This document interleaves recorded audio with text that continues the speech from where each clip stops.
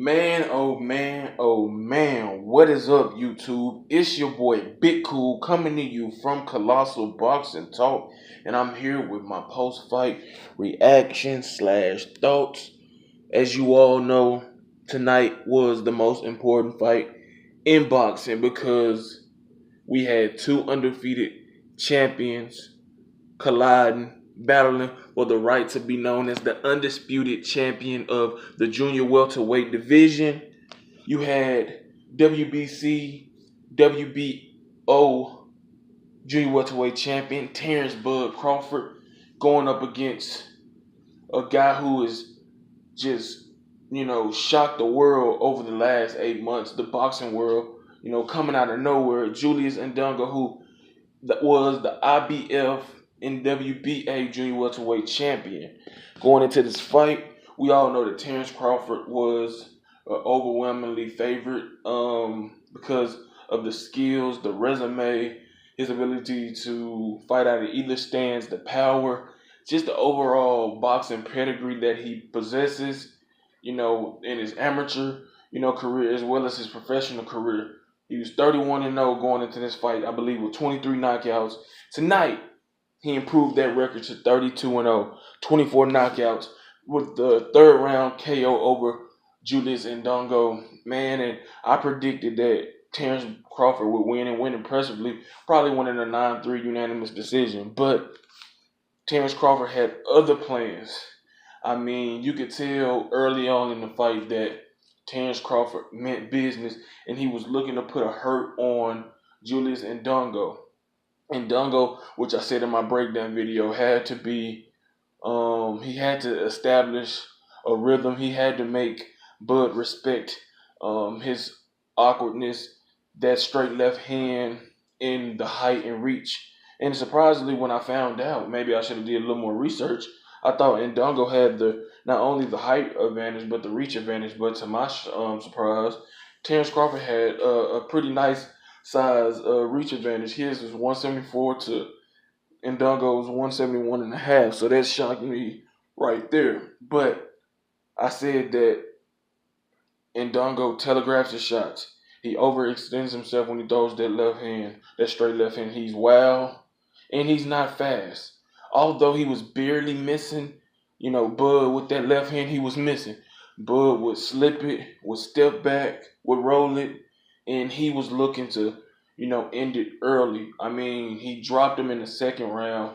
I forget which punch started, but I think it might have been a left hook or a right hand that dropped him, or a body shot. I'm not sure off the top. I had to go back and watch the fight again. It's just my instant reaction and thoughts. But fast forward to the third round, and Indongo went with an overhand straight left hand. Bud slipped it, ducked it, and came with a left right to the body that just put Indongo down for the count. Indongo couldn't. It takes big balls to get up from a body shot. It's not like a headshot that you can quickly recuperate from. Depends on where it's landed. Body shots in a combo with that, it takes a lot to get up. And Bud, got his respect in the first round when he landed a straight left.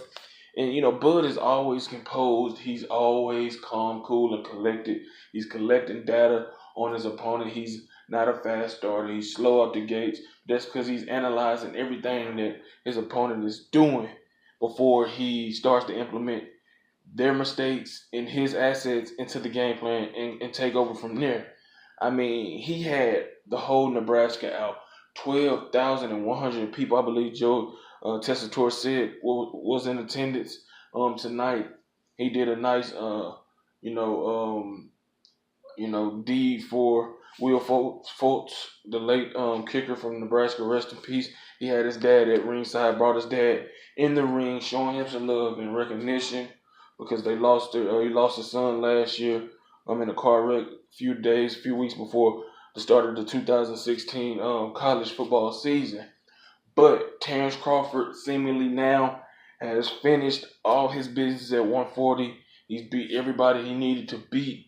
He has all 4 belts, including the lineal belt. He's the Ring Magazine guy. He was number 2 pound for pound going into this fight. In my opinion, I love Andre Ward. That's one of my favorite fighters. But Andre Ward has to take a back seat to Terence Crawford. Terence Crawford, in my opinion, is now the number 1 pound for pound guy. And like I said, made history. He's the first undisputed, champion since the late O'Neal Bell. Rest in peace. He joins the list of guys who are undisputed. The aforementioned O'Neal Bell, Bernard Hopkins, Jermaine Taylor, Zab Judah, just to name a few. He's gonna always be remembered. He was already a hell of a fighter now. He just marked his stamp even more so. 2 division champion. Now he's an undisputed champion. Nobody, like he said in this post-fight interview, nobody can say that they're the guy at 140 but him. There's no other champion. He has the WBC, WBA, WBO, IBF junior welterweight titles, and the only thing that is next for him to do is move up to 147.